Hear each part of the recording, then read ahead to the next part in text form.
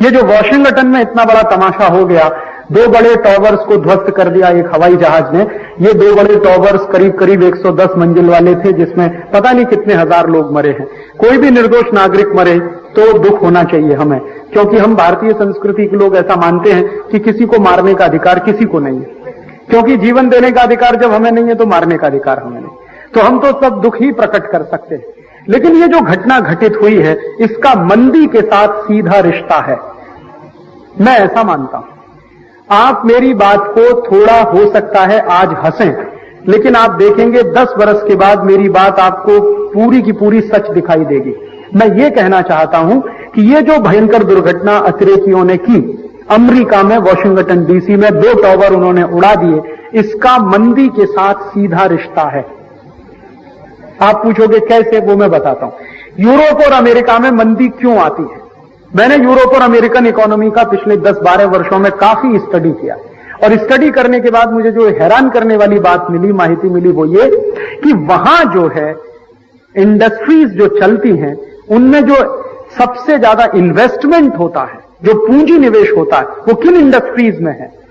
Highest investment America में war industry में है।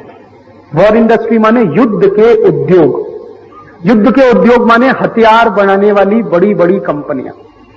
मैं कुछ नाम लेता हूं आपको। एक बहुत बड़ी कंपनी है रैथियन कॉरपोरेशन, हजारों अबज डॉलर के हथियार हर साल बनाती है, अमेरिका की सबसे बड़ी कंपनी है हथियार बनाने वाली। दूसरी नंबर की जो कंपनी है अमेरिका की, एक्सॉन, हथियार बनाने वाली दूसरे नंबर की सबसे बड़ी कंपनी। तीसरी अमेरिका की कंपनी है फोर्ड। आपको जानकारी है कि फोर्ड कार बनाती है। कार बनाना तो छोटा सा धंधा है उसका, जो कुल धंधा है उसके 5% में वो कार बनाते हैं। 95% इन्वेस्टमेंट उनका वॉर इंडस्ट्री में है, फोर्ड का। उससे भी बड़ी एक अमेरिकन कंपनी है GM, general Motors. General Motors के बारे में आपको माहिती है कि यह भी कार बनाती है। कार बनाती है, लेकिन कार बनाना उनका संपूर्ण बिजनेस नहीं है, उनका बड़े बड़े मिसाइल बनाने का बिजनेस। तो रैथियन है, फोर्ड है, जीएम है, एक्सॉन है। ऐसी मैंने अमेरिका की 50 कंपनियों की एक यादी बनाई है, और उन 50 कंपनियों का 1 साल का हथियार बनाने का जो कुल खर्चा है वो दुनिया के 150 देशों के बजट से ज्यादा। इतना भयंकर उनके यहां वॉर इंडस्ट्री है। मैक्सिमम इन्वेस्टमेंट अमेरिका में वॉर इंडस्ट्री में है, हथियार उद्योग कहते हैं उसको वहां। और अमेरिका में उसको सैटेलाइट इंडस्ट्री कहते हैं। सैटेलाइट इंडस्ट्री माने मुख्य उद्योग। सैटेलाइट का अर्थ ये उपग्रह ही नहीं होता, सैटेलाइट का एक अर्थ होता मुख्य, सबसे केंद्र। जैसे हम भारत के बारे में कहते हैं कि भारत एक कृषि प्रधान देश है, तो माने एग्रीकल्चर हमारे लिए सैटेलाइट इंडस्ट्री है। अमेरिका युद्ध प्रधान देश है, उनके लिए वॉर इंडस्ट्री सैटेलाइट इंडस्ट्री। अब अमेरिका में क्या होता है, हथियार भयंकर बनते हैं, लेकिन वो हथियार जब नहीं बिकते तभी मंदी आती है, क्योंकि हथियार बन रहा है तो बिकना ही चाहिए। नहीं बिकेगा तो कारखाने बंद है, कारखाने बंद है तो मजदूर बेकार है, और हथियारों के कारखाने बंद तो स्टील वाले कारखाने भी बंद, क्योंकि स्टील इंडस्ट्री हथियार उद्योग के लिए माल सप्लाई करती है, केमिकल इंडस्ट्री हथियार उद्योग के लिए माल सप्लाई करती है, सीमेंट इंडस्ट्री हथियार उद्योग के लिए माल सप्लाई करती है। तो सैटेलाइट इंडस्ट्री जब खतरे में आती है तो अमेरिका के 90 दूसरे उद्योग खतरे में आ जाते हैं। 90 इंडस्ट्रीज अमेरिका में है जो वॉर इंडस्ट्री पर टिकी हुई है। एक ही इंडस्ट्री है अमेरिका में जो वॉर इंडस्ट्री पे नहीं टिकी हुई है, जिसको कॉस्मेटिक्स या ड्रग्स एंड फार्मास्यूटिकल इंडस्ट्री कहते हैं। बाकी सभी इंडस्ट्रीज उनकी वॉर इंडस्ट्री से जुड़ी हुई। अब अमेरिका में क्या होता है कि हर 25-30 बरस के बाद ऐसा होता है, एक साइकिल है वहां पर। आप अगर ध्यान दें तो भयंकर मंदी आई 1905-1910 के बीच में, भयंकर मंदी अमेरिका और यूरोप में। फिर क्या हुआ, उस मंदी को दूर करने के लिए पहला विश्व युद्ध उन्होंने लड़ा 1914 में, जो शुरू हुआ और 1917 तक चला, जिसको हम फर्स्ट वर्ल्ड वॉर कहते हैं। और वो फर्स्ट वर्ल्ड वॉर लड़कर अमेरिका ने अबजों डॉलर पंप कर दिया वॉर इंडस्ट्री में, उनकी मंदी दूर कर ली उन्होंने। फिर उसके बाद क्या हुआ, मैंने कहा कि 15-20 वर्षों में ये साइकिल रिपीट होता है।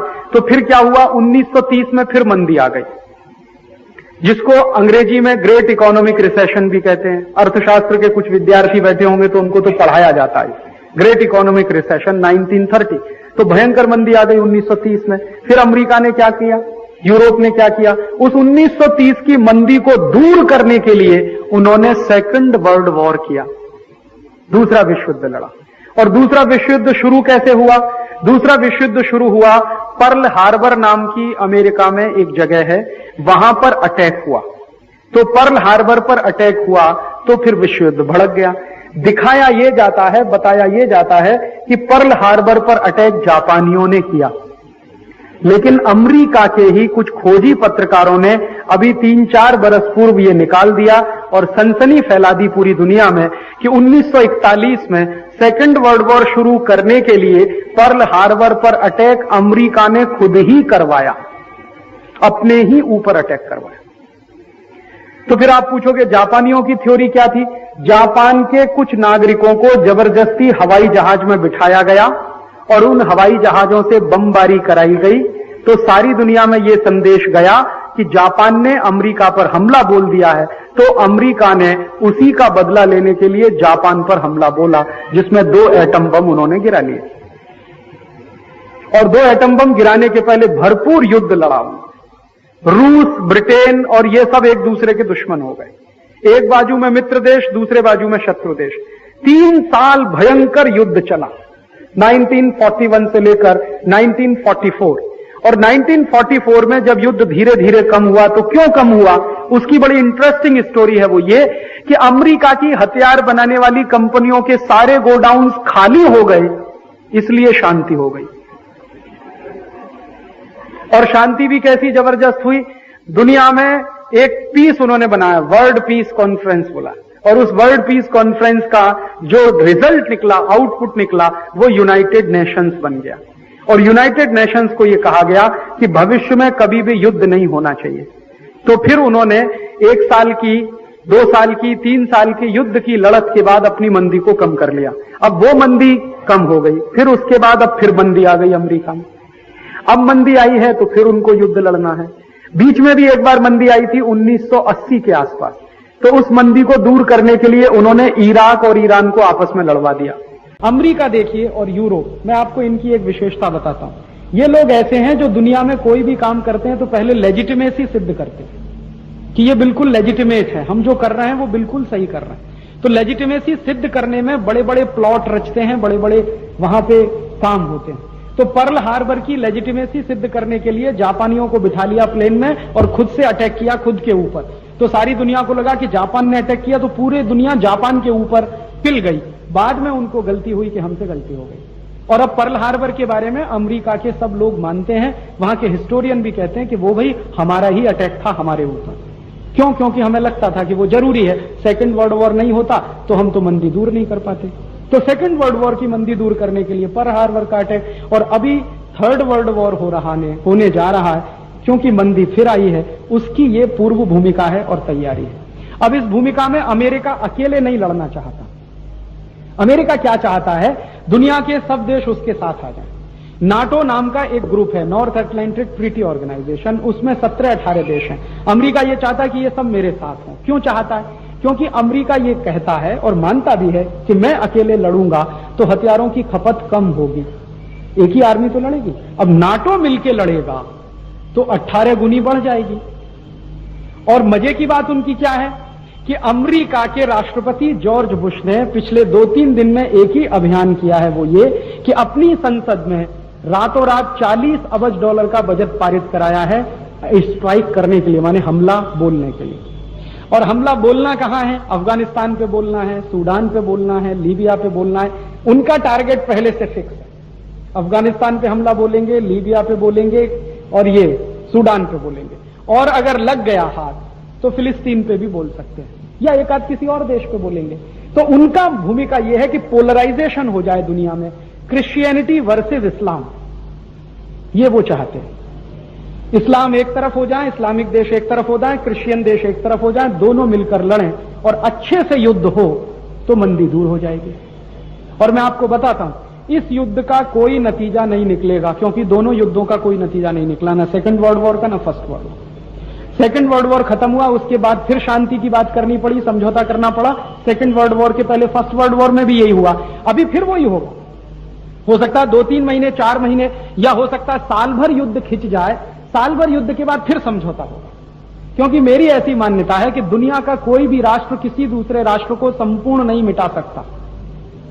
जब सेकंड वर्ल्ड वॉर में आप नहीं मिटा पाए तो अभी क्या मिटा लेंगे।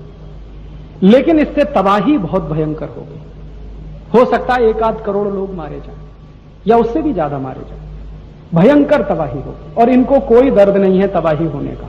उनको लगता है कि उनका काम पूरा होना चाहिए। और इसमें जब तबाही होगी तो आप जान लीजिए हम और आप भी नहीं बच पाएंगे। ऐसा हम मानकर बैठे हों कि अफगानिस्तान पर अटैक होगा, गलती से कोई मिसाइल दिल्ली की तरफ मुड़ गई तो क्या होगा? क्योंकि हो चुका है कई बार। मैं आपको एक सच्ची घटना बताता हूं।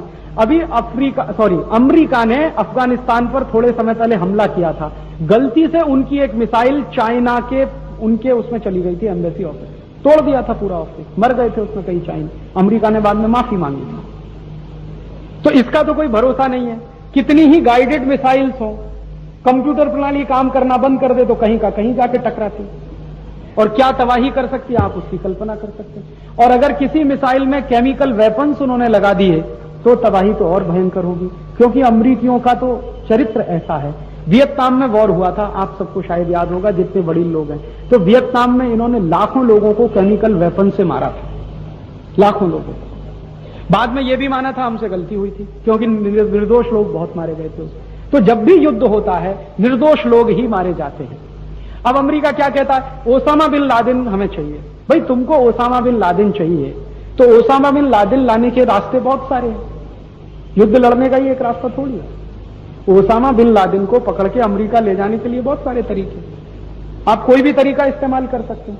लेकिन अमेरिका चाहकर भी ओसामा बिन लादेन को अरेस्ट नहीं कर रहा, क्योंकि लड़ना तो उसी से है ना। अब दुश्मन को ही अरेस्ट कर लेंगे फिर लड़ाई किससे लड़ेंगे। ऐसे ही सद्दाम हुसैन की बात चली थी, तो सद्दाम हुसैन को पकड़ने के 50 तरीके थे, लेकिन उन्होंने कोई तरीका नहीं अपनाया। सद्दाम हुसैन को जिंदा छोड़ा ताकि लड़ने के लिए कोई तो रहे सामने। तो सद्दाम हुसैन भी जिंदा रहेगा, ओसामा बिन लादेन भी जिंदा रहेगा और युद्ध चलता रहेगा ताकि उनके हथियार बिकते रहे। तो मेरी ऐसी मान्यता है कि इस समय अमेरिका और यूरोप के देशों ने अपनी आई हुई भयंकर मंदी को दूर करने के लिए वही खेल खेला है जो 1945 में उन्होंने खेला था। और 10 बरस के बाद हो सकता है कि वही बात फिर सामने निकल कर आए, जैसे अभी पर्ल हार्बर की बात सब सामने आ गई निकलकर कि हां हमने अपने ही ऊपर अटैक किया था क्योंकि हमें उसकी जरूरत थी। और ये सब जो है मान कर बैठे हैं कि अभी 1-8 हफ्ते में युद्ध हमें शुरू करना है, उसकी भूमिका बना रहे हैं। अब भूमिका एक ही बन रही है कि ज्यादा से ज्यादा देशों को साथ ले लें, तो इसमें फायदा पता है क्या होगा। नाटो जब साथ में आएगा तो युद्ध का खर्चा बराबर बांटा जाएगा, नहीं तो अमेरिका के ऊपर ही पूरा बोझ आ जाएगा। अमेरिका बहुत चालाक है। आप चाहे अमेरिका अकेले अटैक कर सकता, कोई मुश्किल थोड़ी है। अफगानिस्तान को अटैक करना अमेरिका के लिए तो मुश्किल नहीं है, क्योंकि अफगानिस्तान उनके टक्कर का देश नहीं है। लेकिन अमेरिका नहीं चाहता कि वो अकेले अटैक करे, वो क्या कहता है सबको मेल जोल कर अटैक करो। तो मेल जोल से अटैक के क्या होगा कि अटैक करने का मान लो $200 अरब का खर्चा आया, तो नाटो के 18 देश हैं, सब में बराबर बराबर बच जाएगा। तो अमेरिका का अपना खर्चा कम होगा और हथियार उनके मैक्सिमम बिकेंगे, क्योंकि हथियार नाटो में कोई नहीं बनाता सिवाय अमेरिका के। एक ही देश है जो हथियार बनाता है, अमेरिका। बाकी नाटो के जितने भी देश हैं वो उनसे लेते हैं, खरीदते हैं, तो उनकी सप्लाई होगी। अब आप देखो कि खर्चा युद्ध में जब होगा तो वापस अमेरिका में ही पहुंचेगा वो पैसा। नाटो के देश जितना भी खर्च करेंगे हथियार खरीदने में, वो जाएगा अमेरिकी कंपनियों के खाते में, तो पैसा तो अमेरिका में वापस ही आने वाला है। उसी पैसे से वो अपनी मंदी को दूर करने की योजना बनाते हैं। और जब उनकी वॉर इंडस्ट्री रेगुलेट हो जाएगी तो 90 इंडस्ट्रीज उनकी अपने आप जिंदा हो जाएंगी, तो रिसेशन उनका अपने आप हो जाएगा। ये है सारी बात।